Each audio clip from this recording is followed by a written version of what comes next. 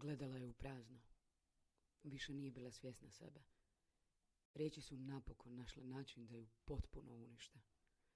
Počela se gušiti i instinktivno se primila za vrat. Vapila je za zrakom. Grlo joj je bilo zatvoreno. Osjećala je koliko je srce brzo udara. Osjetila je kako otkuca i srca preskaču svoj normalan ritam. Pritiskalo ju je u prsima. Težina svih pogrešnih riječi koje su joj ikada izgovorene sada joj je sjedila na grudima. Kako je uopće moguće da riječi imaju toliku težinu? Zašto je nama ljudima dozvoljeno da ih sami biramo kada nismo svjesni snage koju imaju? Svaki njen pogrešan postupak sada joj se rugao u lice. Bila je kriva za toliko toga. Nije više mogla slušati svoje misli. Zašto je samo ne puste na miru? Zašto mora ovako jako boljeti? Zašto mora stalno boljeti? Ruke su joj se tresle bez ikakve kontrole.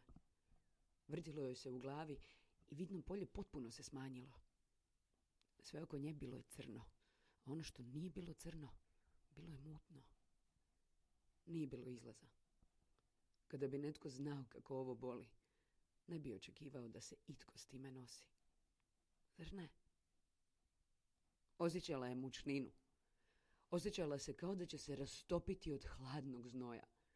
Znala je da će poludjeti. Znala je da je sama, a osjećala je kao da demoni trgaju njeno tijelo, dio po dio. I boljelo ju je to. Fizički ju je boljelo. Sve je moralo prestati. Sva ova bol, svaki osjećaj, sve je moralo prestati. Nešto je moralo prekinuti ovu patnju. Na sekundu je imala osjećaj da se ponovno vratila u svoje tijelo. Ali ta sekunda bila je prekratka. Bila je dovoljna samo da osvijesti gdje stoji. Stajala je s konopom zavezanim oko vrata. I bilo je prekasno. Napravila je taj korak i samo se pustila. Napokon se prepustila mraku protiv kojeg se toliko dugo bori. Hoće li bol sada napokon prestati? Je li sada bilo dosta? Kako je moguće da je svjesna da ju je progutala tama?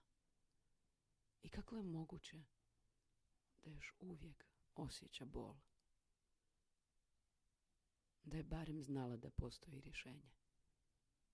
Da je barem znala da ovo nije izlaz. Nastala je tišina. O nekim se stvarima jednostavno ne priča. Zašto se ljudi boje riječi kada je tišina puno opasnija?